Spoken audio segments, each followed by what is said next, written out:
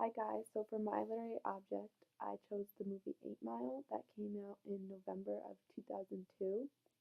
This movie takes place in Detroit, Michigan in the year of 1995 to give you guys a setting. The main character is also played by Eminem, the professional rapper.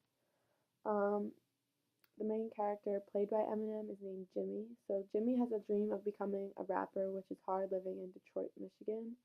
Being a 23-year-old white boy, being an inspiring rapper seems far-fetched, especially in an industry that's dominated by black males.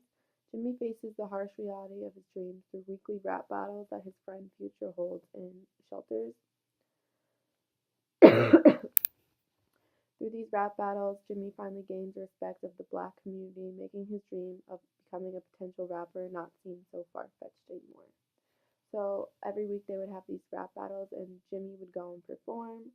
And each week he would get better and better, and more individuals would gain respect for him, considering that he's a white individual in the black community. The three methodologies that series I use to analyze this literary object is the critical race theory, the new historicism genealogy cultural materialism, and the psychoanalytic structuralism. The critical race theory is apparent because Jimmy is often alienated by the color of his skin. In the beginning of the movie, there's a scene where he goes to his first rap battle, and the bouncer does not let him in at first because he tells him that he doesn't belong, and it's apparent because it's the color of his skin. Because once his friend Future, who is black, comes and gets him, bouncer backs off and lets Jimmy in. Um, Jimmy is a young white man in a black man's industry, so there's often constant tension between Jimmy and the other rappers.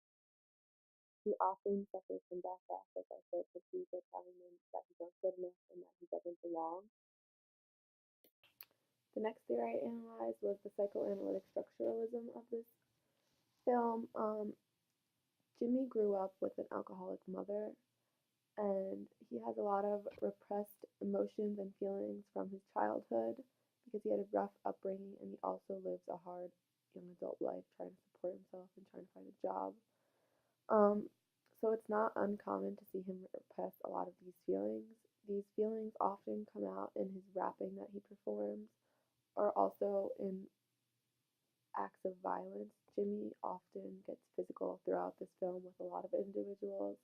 One specific scene is that he has to move back home with his mother, and he finds his mother living with her abusive boyfriend.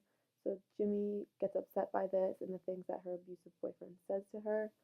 So he lashes out by throwing beer bottles at him, and this leads to an altercation between the two. The last theory I analyzed was New Historicism, Genealogy, and Cultural Materialism. For this part, I did a little bit of research on the history of Detroit, Michigan, and I found out that in 1967 that there was a lot of riots and revolts against authoritative figures, that the blacks started at this time, which this resulted in a lot of white families moving outside of the city and relocating, which is why it is evident throughout the film that there's major tension between the blacks and the whites. They often don't mix well, and it's also evident that there's a lack of authoritative figures in this movie because Jimmy and his friends often get away with illegal things that would not be acceptable at this time. I also found out that in Detroit, Michigan, over 80% of the population is black individuals. So um, this explains why it's hard for Jimmy to fit in because he's one of the very few white people that live there, and he's one of the very few white people in this type of industry. I always really liked this movie since it came out, but watching it several more times and conducting a deeper analysis on it, I got to understand more hidden messages that I didn't see the first time watching through, and I also got a better understanding of the history and culture of Detroit as well.